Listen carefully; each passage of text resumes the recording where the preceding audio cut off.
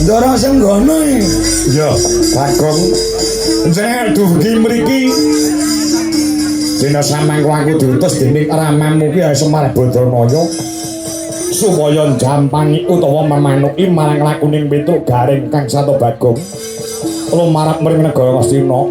Lajeng yen ana sambi kalane tesih ana alangane Anoman ingkang minangka dadyasana ngayomi marang keslametaning Petruk. Oh Raden, matur nuwun nggih Gus.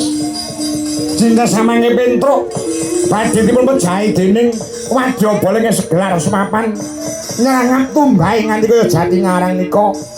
Kae sapa Petruk? Wadyabalanipun jati sampurna. Pendhita anyar sing sajake ngetokke piwulang-piwulang sing sesat. Mosok Semar arep dipateni kula anake lanang mboten nrimake. Lah mung pendhitane ijen padha ijen Petruk wanine mriku kancane akeh Gus. Ya, aja kuwatir. Perkara wadyabala sing tak sawang saka kene pating Guruduk kae. Mangko aku sing